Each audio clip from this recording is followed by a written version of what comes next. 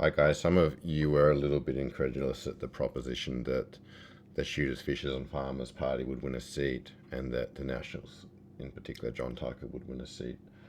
That is to say both of them, in addition to one Green, in Lyons at the upcoming 2025 Tasmanian state election. So this is to talk about it. I'll just put the basic answer right now because I know a lot of you won't want to watch the whole video. I'm assuming something happens that I call the Labor bomb hypothesis, and that is Labor bombing out with about 24 to 25% of the primary vote, and the Liberals also doing quite badly with around 31% of the primary vote. Now, that's pretty close to the Liberals getting 3 seats, but I'm just going to call it 2. So 2 Labors, 2 Liberals. That means you've got to have 3 crossbenchers. So that's, to cut a long story short, how I get now. Now you can dice up the crossbenchers how you like. It's not really the point whether it's 2 Nats or 1 Nat and 1 SFF or 1 Ind and 1 Nat. It's a pretty sensational result either way, whichever way you look at it. On the screen here, I've got a list of candidates. I did get this list from Dr. Kevin Bonham's website. Thank you to him for putting that together. I did not read his Lyons guide. I just wanted to keep my thoughts unpolluted, if I can put it that way.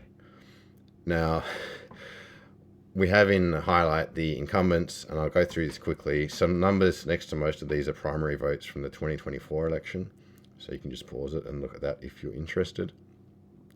And just noting, if they were running for different parties, like Philip Bigg, his data came from his time as an FFF candidate, and John Tucker ran as an independent in 2024. That's probably the key number, is this one here, 2309 votes for John Tucker as an independent. Pretty important, I think. So let's just whittle it down. We're just taking out a few independents and a couple of Labours and a couple of Liberals. And at this point, we're just saying, okay, there's probably at least the incumbent Libs are definitely in the count. And just dropping to the bigger names. We'll keep Alistair Allen in for the Greens because he did kind of okay, I guess, in the 2025 federal election with over 8,000 votes. So he could be the number 2. Who knows, maybe even number 1, but the number 2 Green. We're keeping the 2 incumbents in for the Nats. And DeFalco in because SFF, they do pull a few votes in Lyons. I'm trying to keep this short, but I could speak quite a lot more about that. Philip Bigg, 715 votes, primary votes in 2024, and he also ran in the Senate with over 1,000 below the line votes statewide and 7,000 above the line votes for SFF statewide.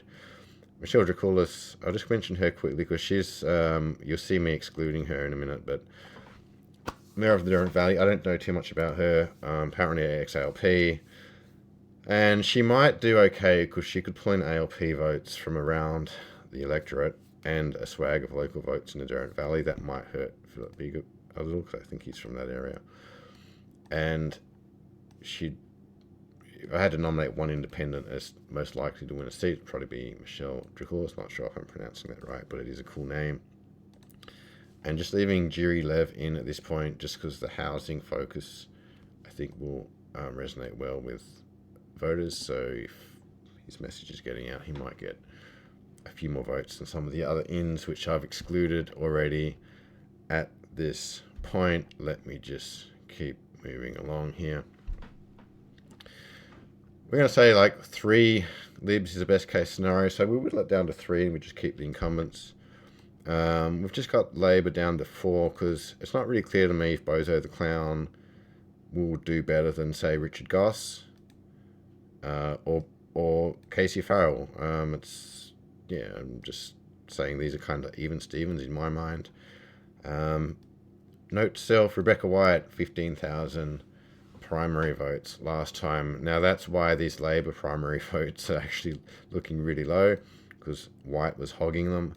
So these numbers will swell to like, I don't know, 3,000-4,000 each or something, surely. So yeah, that's why the numbers are quite strange. The Liberals, none of the Libs got a full quota in their own right. I've added in red the people who kind of finished towards the back of the pack. Mark Shelton, 5th elected. Andrew Jenner for JLN, 6th elected. Badger, 7th elected. Below quota for Badger, below quota for Jenner. It's just the way it ends up sometimes. 2024 quota. I'm going to have to clear my throat. Let me just mute the microphone.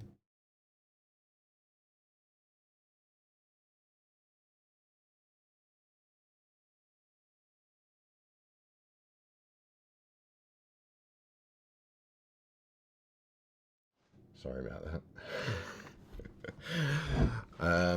9,257 was the 2024 quota. SFF received 4.7%, 77% of. I'm trying to speak too quickly because I'm racing through this, of the primary votes. That was a pretty good result, I thought. I had them as an outside chance to win a seat last time. I didn't think they would, but I had them statistically as worth keeping an eye on. I don't think anyone else really called them out favourably. Now 4.7, I think that's a very good result for 2024, with a much bigger ticket than they have now. Tucker's votes were personal. Okay, so there's a very good chance that, you could argue the Nationals split things up, but you'd think Tucker would at least stay ahead of most of the independents and the lower of the major parties in the Greens. So he's staying in the count. Jalen was a personality cult. Andrew Jenner's votes were certainly not personal like Tucker's. So has Jenner built enough of a following in the just over a year since he was elected? He's an affable guy. Might have met, he seems like a bit of a socialist. Probably met a whole bunch of people down around his neck of the woods in the southern end of the division, but he doesn't have that crazy personality cult underscoring his campaign this time around. Yeah, I noted the below quota. So, forget what I did here. I think I might have just pulled out one more Labor. So this is like a best case for Labor and Liberals. Each of them could win 3. But, yeah, we're just whittling it down. We're assuming Badger just pulls ahead of Allen. I don't really care which green it is. It's a green, right? And we assume Big gets excluded. And I just assumed Draculis was excluded, assuming that DeFalco has a decent stack of primary votes, and assuming the Nationals do okay, especially if there's a bit of a collapse in the Liberal vote. A lot of this is not supported by polling, guys. This is just me speculating. Alright, so we assume maybe when Jenner gets excluded, there's a bit of a preference flow to Tucker. Generally a scattered flow, but maybe slight edge to Tucker, just because they're both quite conservative, obviously in the same party. So, but Nationals, you'd think there'd be a decent amount of leakage from that ticket. That'll be quite interesting to keep an eye on. Now, I gave you the teaser earlier, but we got to make some calls on what we really think the Labor and Liberal primary votes will be. You can't make a final prediction unless you make this call. Nobody wants to make the call because the polls are all over the place. Nobody wants to look like an idiot. I don't care. I'm putting my prediction out there. And come what may. Now, is there room for 1, 2, or 3 crossbenchers? Because that's what it comes down to. Like, what's left over after the major party primary votes are summed up together. Lyons moves slowly. Liberal and Labor results might not be drastically different from 2024. Now, I've seen all kinds of hell come up and down this division. The Brighton Bigot, Jessica Whelan, the Four-Eyed Fiend, Reen Hitting, the Butcher of Baghdad, Guy Barnett, all of them called out on Ozpol debates. All of them. I'm not naive to this electorate, guys. You might think, I don't know anything about politics. You're saying this SFF is going to get elected and I've never want to see before. What's going on?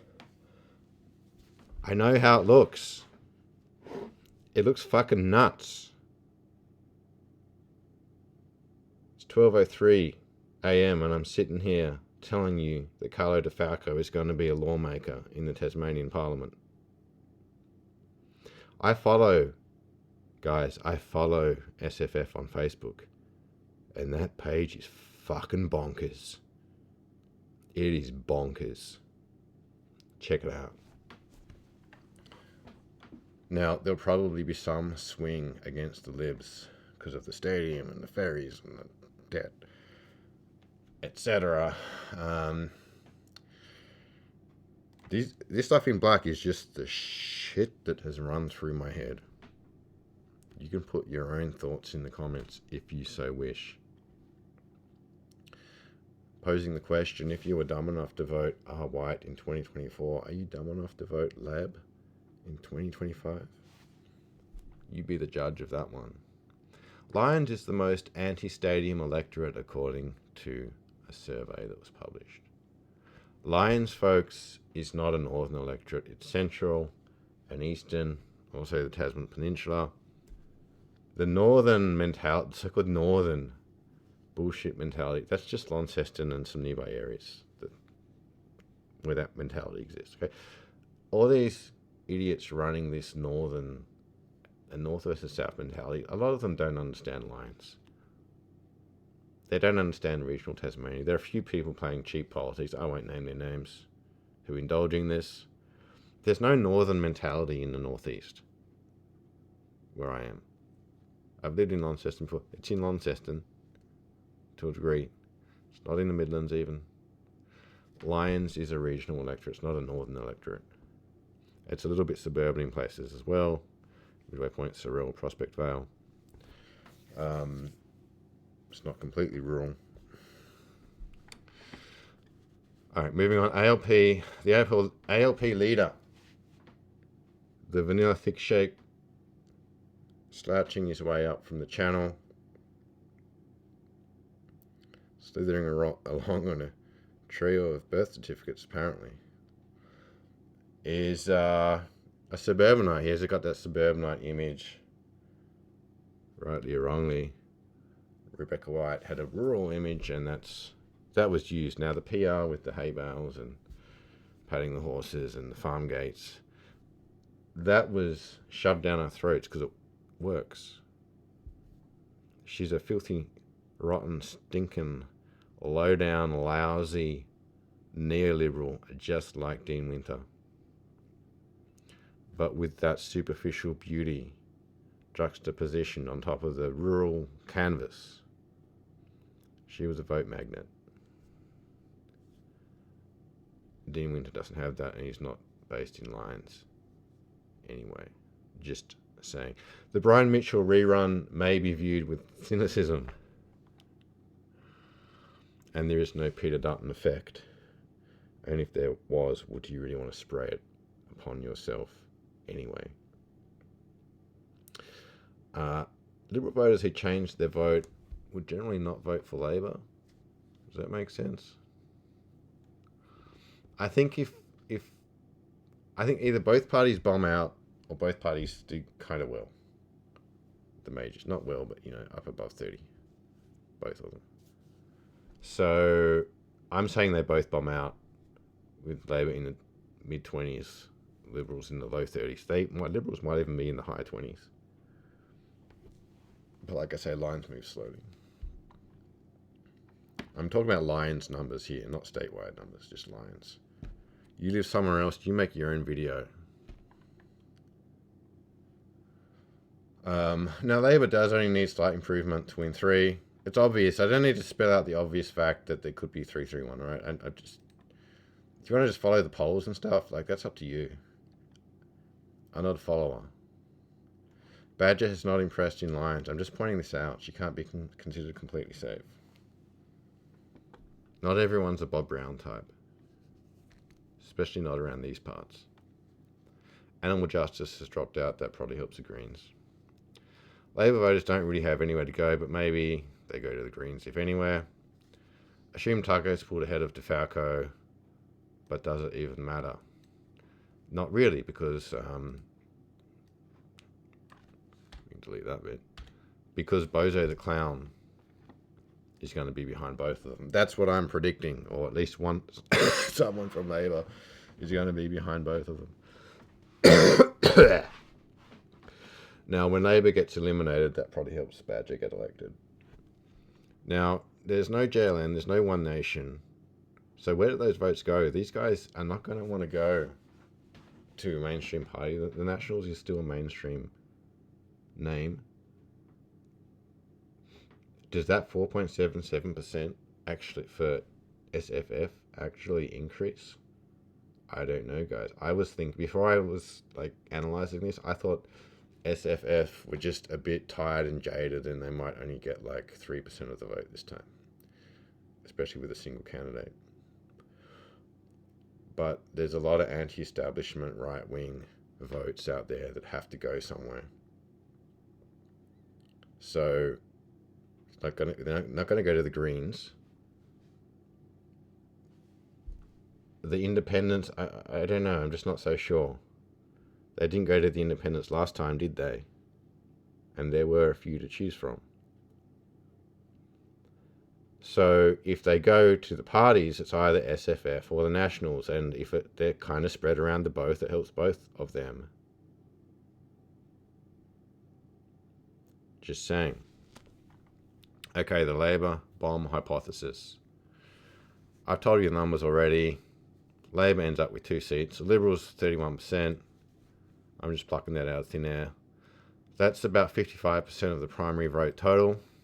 4 out of 7 seats is 57%. 5 quotas is 62.5%. 4 quotas is 50%. Those are the key numbers, folks.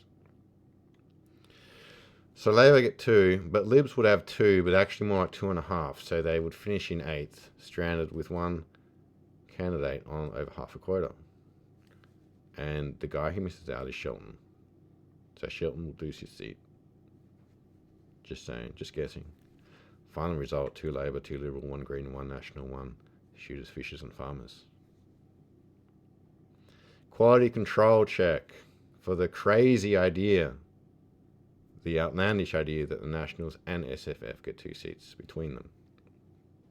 Could be 2 Nationals, or I should even put Independent in there, but, well, that's 28% of seats, or, you only need 25% to hit 2 quotas with Herr Clark in a 7-member system. Candidates can finish below quota at the bottom of the ticket, so they don't even need 25%. It could be like 24%, 23.5%. What is the combined National, Independent, SFF vote going to be? And I'm assuming a lot of independent press will ultimately go to the Nationals or SFF, although they could exhaust because I think there are 7 candidates. Let's go straight back to Kevin Bonham's list. 1, 2, 3, 4, 5, 6, 7, 8. So Offord's in her own column. So they could exhaust. But I don't know that independent voters are the kind to really just stick to only 7 votes. So hopefully exhaustion won't be a big problem. Polling has this combined vote at 19% or more, but you cannot trust the polls for these players. It just doesn't matter what the polling says right now. I'm just going on my gut and the logical proposition that if there is a collapse in major party support, well, it's got to go somewhere. It's not all going to go to the Greens. Folks, these numbers saying the Nationals are like basically have like almost no support. Well, are you trying to tell me that like one of those polls had the independents in Lyons at 15% and others at like 4%? So you're saying all these like no-name independents are going to poll better than incumbent Jenner and John Tucker? He polled over 2,300 votes as an independent himself. None of those other candidates. Let's go back up. You can stop watching because I'm just waffling now, but none of these have a precedent for getting 2,300 votes. Big only got 715 with a party behind him. Offord only got 214 as an independent at the last election. State elections, you got 2,400 at the federal. So that's encouraging. Who are these guys? This guy's a fucking idiot. This guy is Trumpet of Patriots. We've got a retired farmer here. We've got Cheery Left, the architect. And we've got Next One Nation and councillor down here. Only really Draculis, in my view, has a shot. Maybe Big, but Big might have chosen the wrong time to quit SFF. That might have been a fateful decision. So, how can you make the argument that these guys are going to pull 3.7 times as many votes as John Tucker and Jenner when Tucker got 2,300 in the same election that Offord got only 200? Okay, I know this was all for Jackie Lambie's name, not Jenner. So okay, all right, point in your favour on that one. It will be interesting how preferences flow from these guys. Okay, folks, that's it. That's the analysis. You tell me what's going to happen in your view, and thank you for watching.